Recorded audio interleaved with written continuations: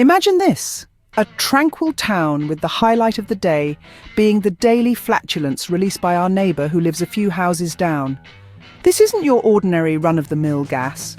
This is the kind of thunderous, earth-rumbling sound that you'd expect from a giant who has a fondness for beans. Welcome to the world of our protagonist, Mr. Gas-a-Lot, the man with the daily farting routine. You see, Mr. Gas-a-Lot is as punctual as a Swiss watch, never missing his afternoon gas release. It feels as if he has an internal alarm that doesn't go off with a beep, but with a pronounced pfft. It's such a distinctive sound that birds pause their songs, dogs hold their barks, and children stop their games. It's as though everyone freezes for a moment, silently applauding his unparalleled digestive abilities. His farts are unique characters in themselves, each one with its own quirks, yet oddly familiar. There's the silent and deadly, the one that slips by unnoticed like a stealthy ninja, only making its presence felt when you're unsuspectingly in its toxic vicinity. Then there's the thunderous roar, a loud, bold, unabashed fart that reverberates down the lanes, setting off car alarms and giving the local felines quite a scare. Not to forget the musical whiff, a series of notes that could give Beethoven's symphonies a run for their money. Mr. Gas-a-Lot's daily wind release has become a cherished ritual in our peaceful town. It's akin to our local version of Old Faithful, consistent and predictable. It's a communal experience that unites us, a conversation starter, a source of incessant entertainment. In fact, we've even started wagering on the exact moment he'll break wind, and believe it or not, the rivalry is intense. So there you have it, a typical day in our town, marked by the harmonious sound of Mr. Gas-a-Lot's farts. It's a symphony of sounds that injects a dose of comedy into our otherwise serene lives. If that doesn't put a smile on your face to kickstart your day, I don't know what will. Transitioning away from our less than appetizing neighbour, we're onto something far more scrumptious, a recipe designated as 3. 1.9, our vegetarian enchiladas with sweet potato and black beans.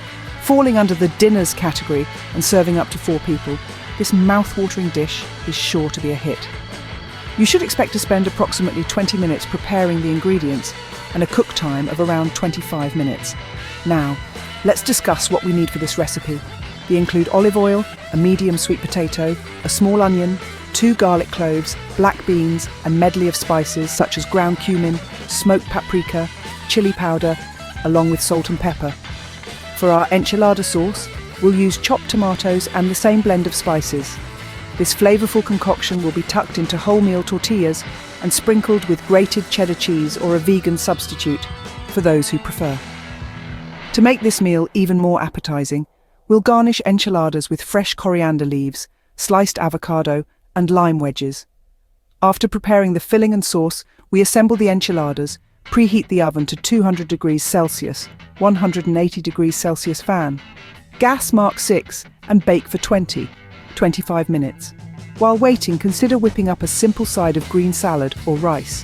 When they're ready, garnish the enchiladas with the aforementioned fresh ingredients and serve hot. And remember, for those who enjoy a bit of a kick, add diced jalapenos in the filling or as a garnish. For those with a busy schedule, you can prepare these enchiladas ahead of time and bake just before serving. And now, for a little joke, what does Pol call Ms. Belle Pum when she has earplugs in? Anything he likes, she cannot hear. So there you have hearty, satisfying meal even our gaseous neighbour would appreciate. Now let's delve into the enchanting world of Ms. Belle Pum.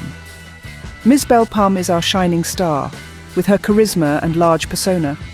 However, beware of her enchanting charm, as lurking beneath it is a quirky sense of humour. Nothing is as it appears to be.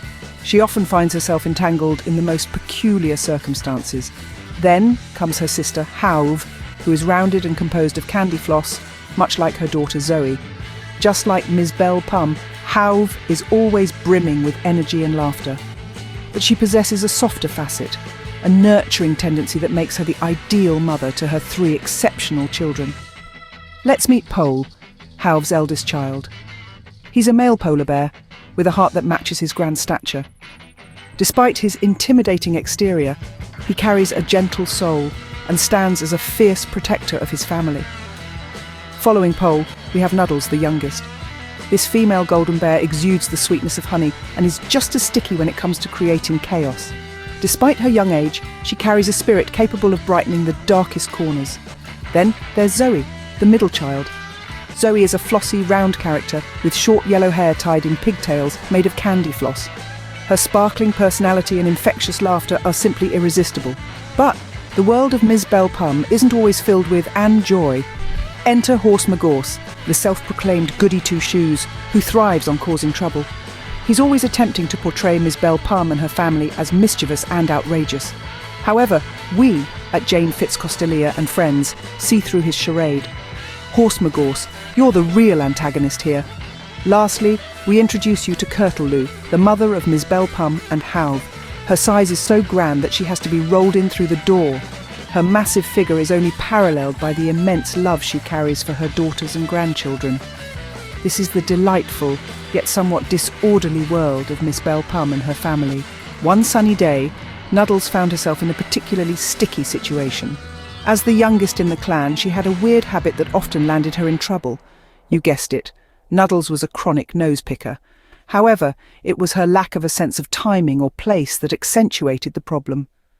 At a family gathering, completely absorbed in her own world, she decided it was the perfect moment to mine for some green gold.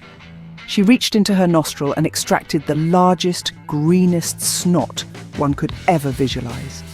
The sight was so repulsive that it triggered a man nearby to throw up into a box of chocolates. In an unfortunate turn of events, these chocolates were later mistaken for a dessert dish and served, leading to a mass vomit episode that could compete with the funniest comedy movie scenes. Now that's a party no one will ever forget. In closing today, let's go back in time and recount an incident where Miss Belle Pum found herself in a pickle. Imagine this, our very own Miss Belle Pum, always the soul of any social gathering, chose to throw a little soiree. Yet, this wasn't your run-of-the-mill party, no siree, this was a windmill fete. That's right, a windmill fete. Miss Belle Pum, with her boundless wisdom and distinct flair, figured it would be a grand idea to host a party in a windmill. She contemplated, why not give things a whirl? Thus she set about getting ready for the grand affair. Unfortunately, as fate would have it, or rather ill fate, Miss Belle Pum found herself marooned atop the windmill. Yes, marooned. Unable to descend. Who needs a ground-level party when you can have one at the peak of a windmill, correct? Beneath, her family was in utter pandemonium. Halve, the cotton candy mother, was somersaulting in fear, her spherical form making it quite a spectacle. Pole, the male polar bear, was nervously pacing, trying to formulate a plan. The two little ones, Nuddles the golden bear and Zoe, the flossy with yellow pigtails, were simply standing there, their eyes filled with worry and perplexity. The scene was a sight to behold, a chaotic yet humorous mix of panic, confusion, and cotton candy folk tumbling about. It was like a circus, only more chaotic and less orderly. However, amidst all the bedlam, there was Miss Belle Pum still stranded atop the windmill, motioning to her family, possibly wondering why they were flipping about instead of aiding her descent. And then, disaster struck. Miss Belle Pum let off diarrhea and vomit down the windmill. As it was spinning rapidly, it sprayed everywhere in circles, all over people, down trees, into flour sacks. Some were sealed off in flour sacks to be consumed. It was too late. Poor Miss D mistook it for chocolate and took a bite. And that, my dear viewers, was the day Miss Belle Pum took party hosting to a whole new level. Literally. It was a day filled with laughter, cries, panic, and a great deal of tumbling about. And on that spinning note, we wrap up today's session. Keep in mind, life is full of unexpected moments, be it a flatulent neighbour, a scrumptious enchilada, or a family as distinctive as Miss Belle Pum's.